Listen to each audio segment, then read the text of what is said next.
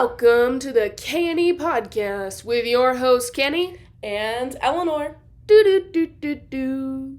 Ooh, yeah. Yay. Welcome to the podcast. Here we are. Ladies, gentlemen, and all those in between. That's right. All right. Ladies and men and my non-binary friends. Yes. So, today's episode, I'm sure as you know from the title, we are going to be talking about pronouns. Yay! Love them. And the evolution and their use in our society at the moment. In our language. In our world.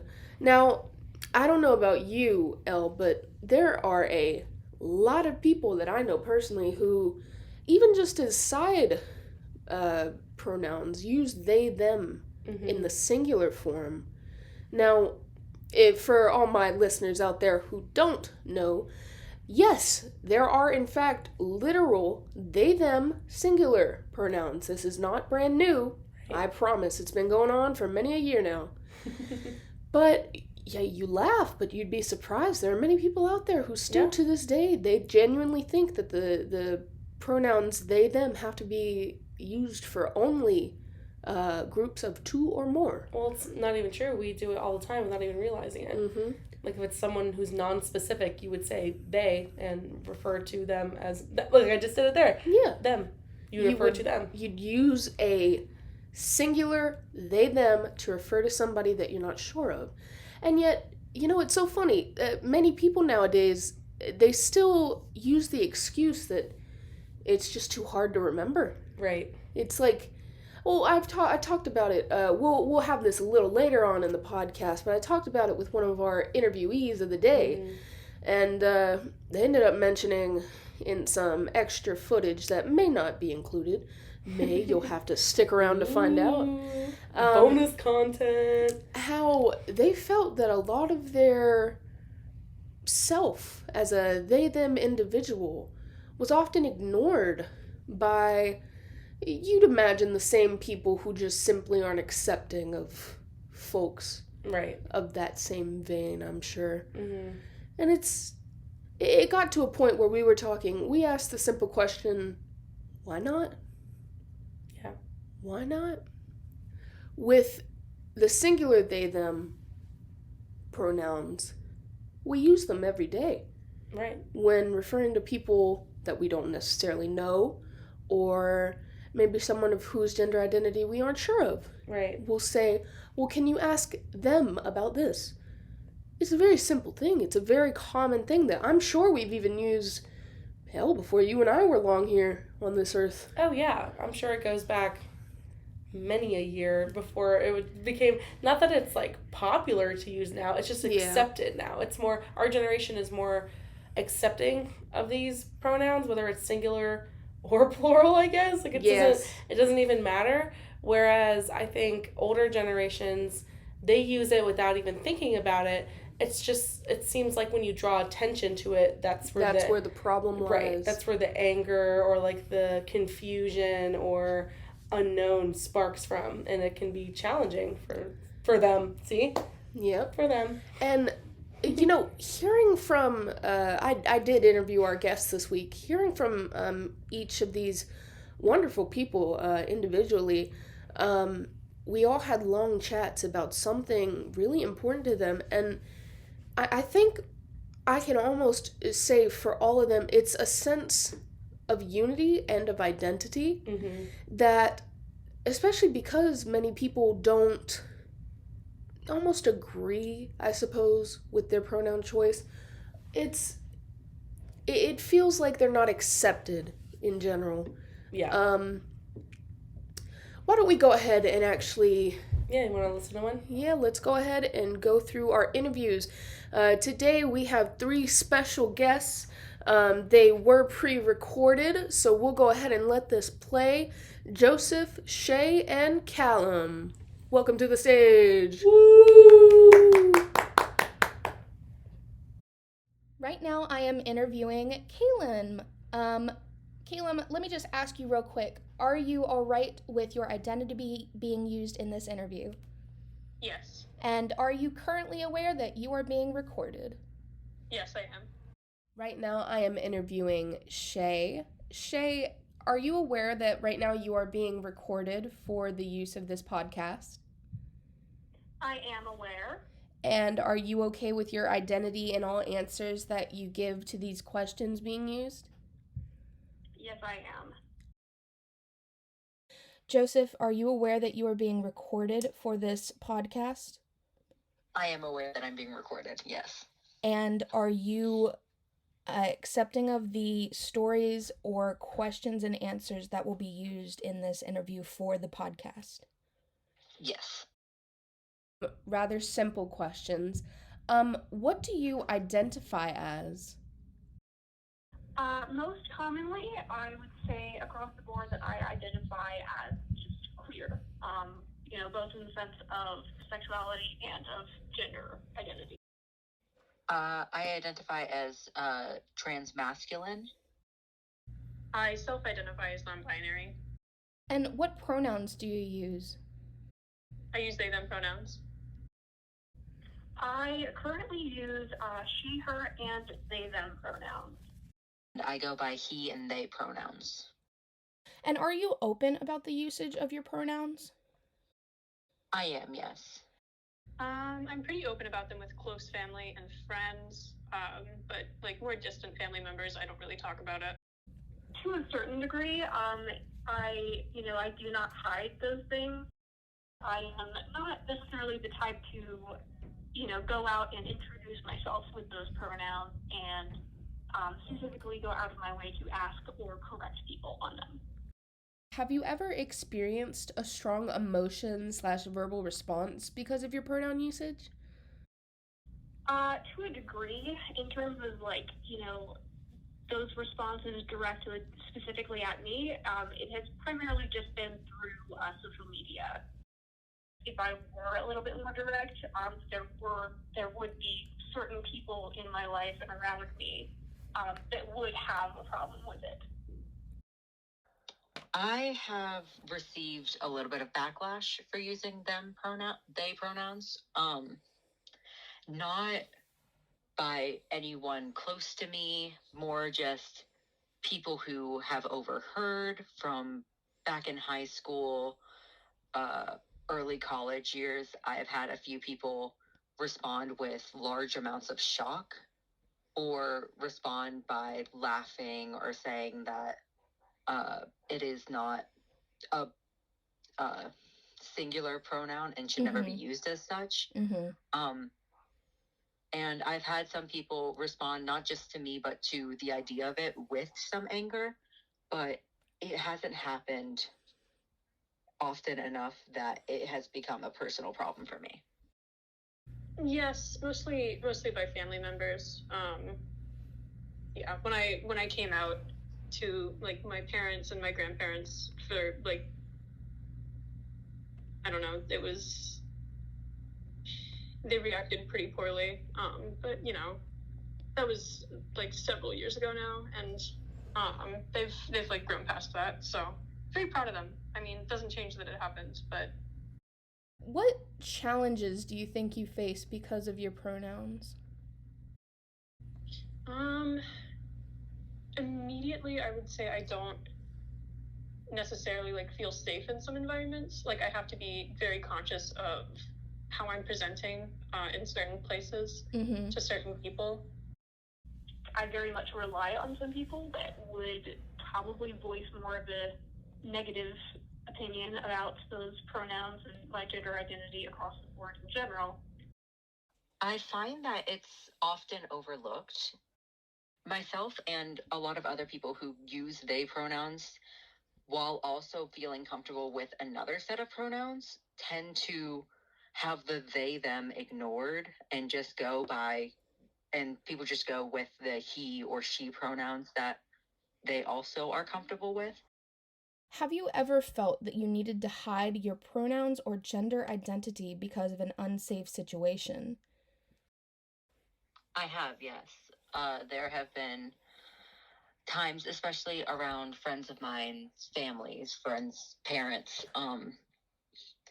I don't feel completely safe around them So, especially in high school, a lot of the times I still went by Joe as a nickname for Joseph, but they didn't know it was short for Joseph. They kind of assumed it was short for Jolene or something like that. And so they still referred to me as a girl. They assumed I was feminine, and I am a very feminine person while being a trans man. So I didn't really take offense to it in any way. It was just to make things safer for me and my friends who were not out. For me, in a lot of ways, it's easier to kind of just brush it under the rug for some individuals, just so I don't necessarily have to hear any negative comments, because that what usually makes me feel worse about kind of, just having those pronouns and having that identity. How do you feel about the advancement or the non-advancement, if in your opinion, of the English language over the previous decade regarding the usage of the they/them singular pronoun? I think that it is great. They/them has always been like an encompassing of people. It's always been, about multiple people. And so I feel like it, being changed to represent multiple different identities, I think it makes a lot of sense to, have that. Even I do think it's great that other people have other options, but I think I like they/them because it implies multiple people and multiple identities. It honestly is very relieving. I remember in my sophomore year of high school, my English teacher pulled up, I don't know if it was the Oxford Dictionary, but it was a specific dictionary online that their word of the year was the singular they pronoun. And she put it on the class website. She shared it with everyone. She was like, look, this is something that is important in the history of the English language. The fact that it is so emphasized as grammatically correct. And I honestly, that was my introduction to that teacher, and I very much appreciated it. It was especially when I was just coming out. No one was really respecting me except for her and a few other people in that class outside of my friend group. So it was very nice to see. I think definitely it's gotten better than it was when I first came out as a non-binary person. I think it's I feel a lot more comfortable in some ways, but I know that we also have a long way to go still. All right. Thank you very much for letting me interview you today. Of course. Thank you. Well, thank you for interviewing me. Wow. Yeah. That was a lot. Yeah. I feel like we already have a lot to unpack here. So obviously I did the interview. There was a lot that I found myself, it wasn't included in the actual audio transcript there, but from what I remember, there was a lot that me and the interviewees talked about when it came just in general to, random points that they brought up. And one that I specifically wanted to mention, I've been thinking about this the entire time we were listening, we were waiting for it to end.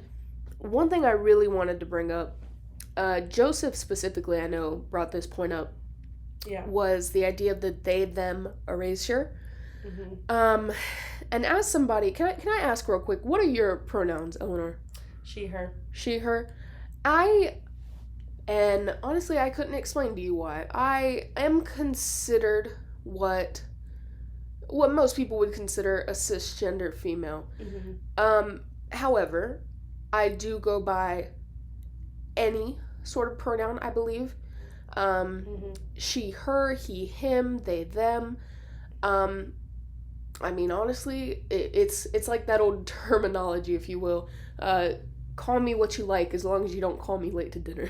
There you go. Yeah. No, yeah. I mean, I think we're seeing that more and more, just with people getting more comfortable not only in our generation, but in this day and age, it still exists, you know. And I think that where you're going with this with like erasure, it's becoming more and more evident. And I'd love to hear your thoughts on that. And I know specifically you wanted to talk about this in a bit. It's not even intentional sometimes.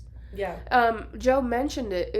It can be good meaning people, like friends or family, who they've just known you so long that if you have a dual pronoun that you go by, like for me, for instance, most of the people that I know call me she, her, you know? Mm-hmm. And I expect that, obviously, because most people will see me, they'll assume female, and they'll use she, her, because that's just the way things have been for the longest time. Bum, bum, bum, bum, bum. Yeah. Yeah. And, you know, like I said, I expect that, but I understood where he was coming from, especially for the idea of being somebody... Where Joseph was coming from. Yes, yeah. Yes. Being somebody that cares, but you don't necessarily care. And I saw I saw it in Chey and in Calum's responses too. Both of them said sometimes it's just easier to just let people say what they will and roll with it as you go.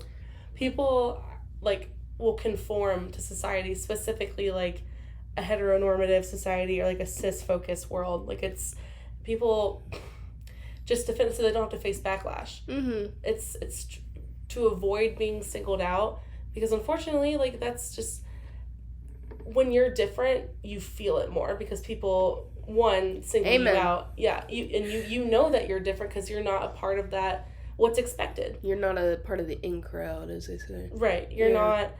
If you're not it's. Because you have to declare it at some point too, because that's what's expected. It's what's assumed. Like you said, people look at you and will just go, okay, she, her, mm-hmm. right? Like that's just probably something that you've dealt with. It's just like you know that it's expected, and people expect it also. So it's conforming to those society's set standards. No one really talks about it, mm-hmm. but it exists. Mm-hmm. You know, and it's. I mean, to be fair, all of this, we haven't really mentioned this, to be fair, but all of this has to do with language. Mm-hmm. I mean, if we think about it, the idea of they, them, the reason it's become such a big deal in our society, I mean, even just the terminology, cisgendered, the standard kind of heteronormative culture that we've set, all of this always goes back to language. Right. Because you gotta think, let's put ourselves back in, 300 years or so.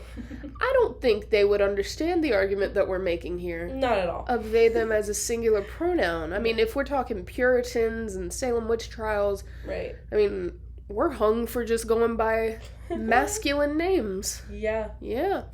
And I say we as in me. But seriously, going back onto the topic, Chey actually had a good point. They brought it up. It was the idea of, and it was a very good explanation I think they made. It was how they, them has often, for many a year, stood as a multiple. The idea of they are over there, as in multiple people are over there. Right. Now, when you're looking at it as the singular they, them pronoun, you're looking at it through the idea of it can be for multiple identities. Because, right. I mean, in this one interview that we've had, we saw a transgender FTM. Mm-hmm. We saw a non-binary self-identifying individual. And we saw someone who simply identified as queer. Right. And all three of them have a similarity in going by they, them pronouns. Mm-hmm. And honestly, if you're looking to explain it to someone as to why they, them can be a singular pronoun, that's a very good explanation. Instead of it being for multiple people, now it's for multiple identities. Right. You yeah. know? No, exactly.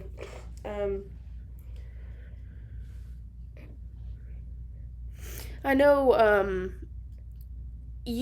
I know specifically, were very heated about the misgendering yes. portion. I think Joe brought it up. Yeah. How it's one thing. Okay.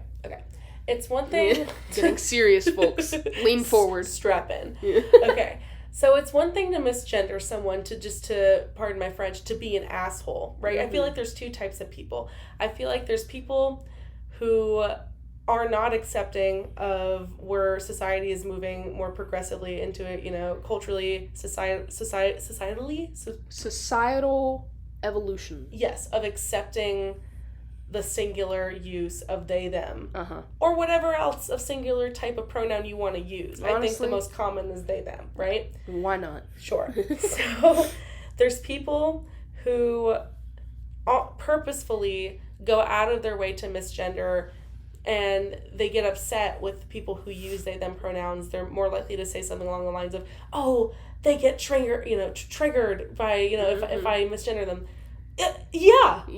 I would think so, because you're purposefully... What an interesting phenomenon. Yeah. You're purposefully putting someone in a box to meet your expectation, your standard, completely dismissing where this person's coming from, and writing off their gender, whether it's connected to gender or not, whether it's gender identity or just... Because the concept of there being a difference between sex and gender is mind-blowing to some folks. Yes. Or...